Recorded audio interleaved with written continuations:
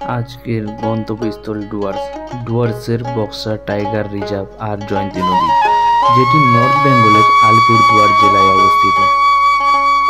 দৈনন্দিন জীবনের একঘেয়েমিতে যখন হাঁপিয়ে ওঠে প্রাণ, মন তখন চায় এক ছুটে চলে যেতে দূরে কোনো পাহাড়ের পাদদেশে, ঘন অরণ্যের মাঝখানে অথবা কোনো ছোট এক পাহাড়ি গ্রামে। রাত্রি যাপন করতে ইচ্ছে করে কোনো এক অন্য কুটিরে, ধোয়া ধুলো কোলাহল থেকে কয়েকশো যোজন দূরে। হিমালয়ের পাদদেশের বিস্তীর্ণ বনভূমি, চাপাতা বাগান, উঁচু নিচু পাহাড়, ঝিঝি পোকার ডাক আর পাহাড়ি আঁকাবাঁকা রাস্তা।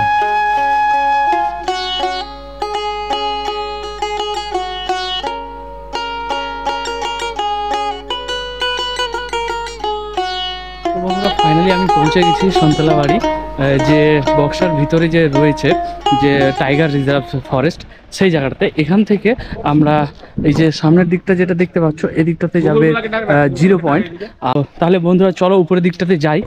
আজকে প্রথম এসছি, আর যার জন্য আসা হয়েছে সে হচ্ছে এই আমার ভাই সুকুমার ভাই। একে আমি অনেক দিন ধরে বলেছি যে এখানে আসার জন্য, তো সে পরশুদিন এসছে সময় করে। এখানে আমার সাথে আরও অনেকেই রয়েছে, মানে আমাদের যে কলিগরা, তাদেরকে জিজ্ঞেস করব যে কেমন লাগলো। কেমন লাগলো? অসাধারণ লাগছে। আজকে দীপু ভাইয়ের সাথে এসেছি আমরা। হ্যাঁ, আমার এটা সৌভাগ্য যে দীপুর সাথে আমরা ঘুরতে এসেছি। হাঁটতে হাঁটতে একটু কথা বলা যাক। হ্যাঁ, খুব কোনোদিনও ভাবতে পারিনি যে দীপুর সাথে আমরা এরকম একটা সুন্দর পরিবেশে আসবো, ঘুরতে পারবো। বক্সা ফোর্টের কাছাকাছি আমরা যাব। আজকে বক্সা ফোর্টে যাওয়া সম্ভব হবে না আমাদের, তো আমরা আজকে খুব সম্ভবত বক্সা ফোর্টের 0 পয়েন্ট অব্দি কাছাকাছি যাব। নেক্সট আমরা প্রোগ্রাম থাকবে বক্সা ফোর্ট অ্যাটেন্ড করার।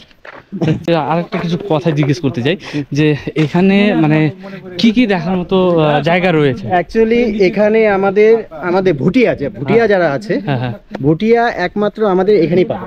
আচ্ছা, ইন্ডিয়ান ভুটিয়া।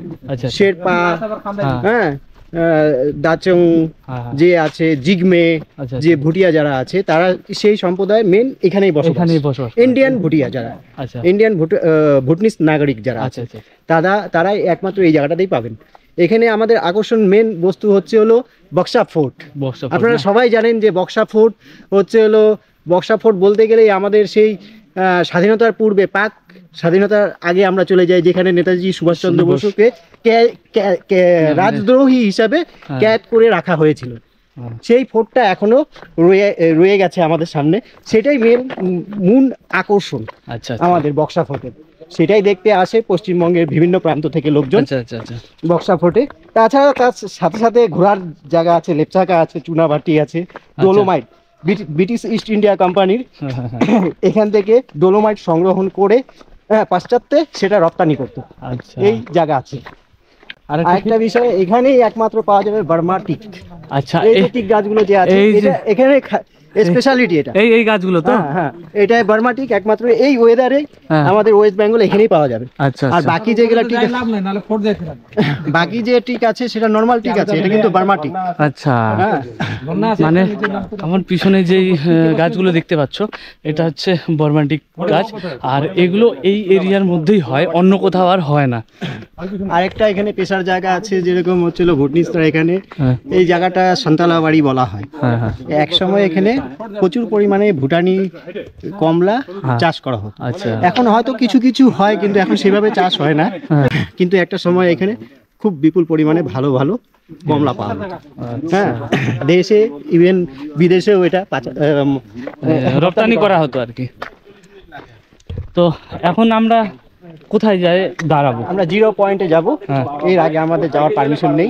আজকে আমরা 0 পয়েন্ট অব্দি গিয়ে আমরা ব্যাক করে দিয়েছে বক্সা ফোর্ট দাদা। তো ওখানে আমরা যেতে চেয়েছিলাম কিন্তু যেতে পারিনি, অর্ধেক রাস্তা থেকে আমরা রিটার্ন আসলাম, কারণ এখান থেকে আমরা চলে যাব জয়ন্তীতে। আর আমাদের সাথে সাথে আরও অনেকেই রয়েছে, এমনকি স্পেশাল আরও একজন রয়েছে যে হচ্ছে আমাদের সাহেব রয়েছে, আইসি সাহেব। তো তার সাথেও একটু কথা বলবো যে আমাদের সাথে এসে ওনার কেমন লাগলো। স্যার, আমাদের সাথে এসে কেমন লাগলো আপনার? ভালোই লাগলো। ভালো লাগলো। আগের বার জয়ন্তী দেখি ওখানে কি আচ্ছা আচ্ছা, তো আমরা এখন এখান থেকে চলে যাব জয়ন্তীতে, সেখানে গিয়ে দেখবো জয়ন্তীর ওখানে যে কি কি রয়েছে, এমনকি জায়গাটা কেমন। তো বন্ধুরা, সাঁওতাল বাড়ি থেকে আমরা জয়ন্তীর জন্য রওনা দিব এখন। তো আমরা ফাইনালি গাড়িতে উঠে পড়েছি। তো তাহলে বন্ধুরা চলো এবার জয়ন্তী দিকে কথা হচ্ছে তোমাদের সাথে। সুরক্ষাজনিত কারণে ক্যামেরাটা বন্ধ ছিল। আপনারা জানেন যে আমাদের এই বর্ডার এরিয়াতে এসএসবি সংরক্ষণ করে রেখেছে, সিকিউরিটি প্রোভাইড করে থাকে, তার জন্য ক্যামেরাটা বন্ধ ছিল। এখন আমরা বক্সা ছেড়ে চলে যাব জয়ন্তী। জয়ন্তীতে আপনারা জানেন যে রাজাবাদ খাওয়া জয়ন্তী একটা বিশাল ইতিহাস আছে, স্বাধীনতার প্রাক্কালের ইতিহাস রয়েছে। এখানে কিন্তু ট্রেন গাড়ি চলতো, কোনো এক সময়ে ট্রেন গাড়ি চলতো জয়ন্তীতে, সেই স্টেশন আপনাদেরকে দেখাবো। এখনো রয়ে গেছে স্মৃতিতে, সেই স্টেশনের স্মৃতিসৌধ রয়ে গেছে। রেলের যে স্মৃতির কথা বলছিলাম, ব্রিটিশ ইন্ডিয়া আমলের যে রেলের ব্রিজ ছিল, হ্যাঁ হ্যাঁ, এটার মধ্যে কিন্তু সম্পূর্ণটাই পিলারটা যে রেডি আছে সেটা আপনার ইট দিয়ে তৈরি করা আছে।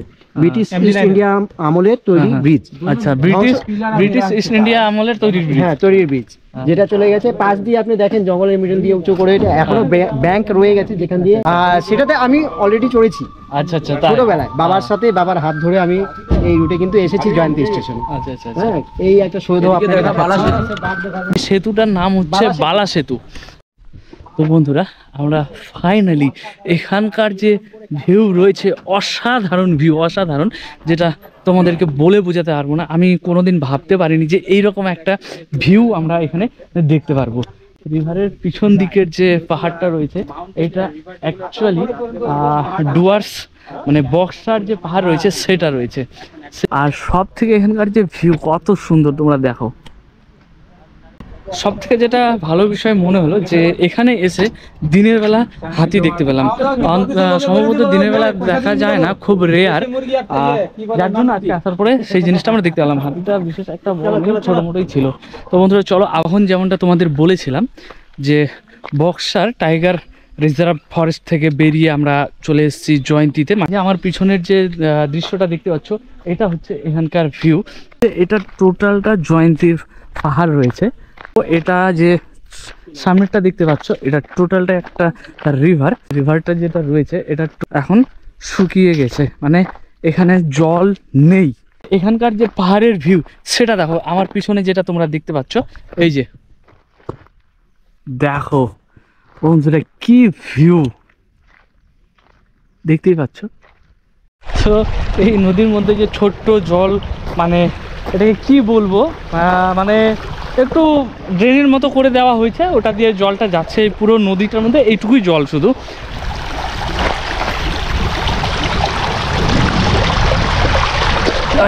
এখনই পড়ে যেতাম। তো বন্ধুরা, নদীটা পার হয়ে গেলাম।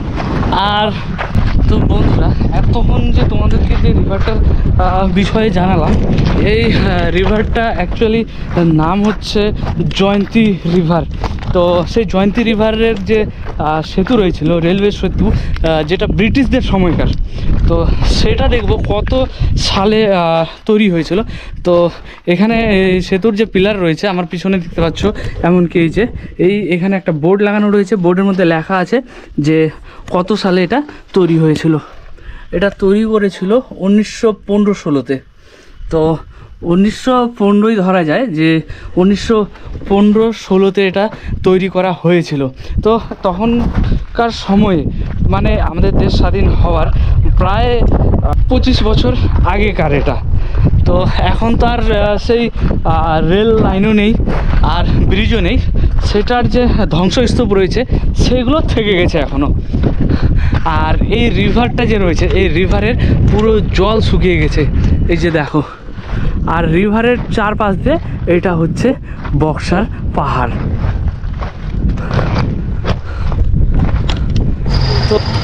তো বন্ধুরা, ফাইনালি আমাদের সব কিছু দেখা কমপ্লিট করে শেষ করার পরে আমরা বক্সা থেকে বেরিয়ে চলে এসেছি বাইরে। তো কারণ অনেকক্ষণই আমরা ওখানে টাইম স্পেন্ড করলাম, অনেকটাই সময় কাটানো হলো সবার সাথে। তো আমরা এখন ওখান থেকে বেরিয়ে চলে এসেছি। তো বন্ধুরা, আজকের মতো ব্লগটা আমি এখানেই শেষ করব। আর সুস্থ থেকো, ভালো থেকো, আর দেখতে থাকো ডিএস ব্লগ 771। তো আজকের মতো টাটা, বাই বাই।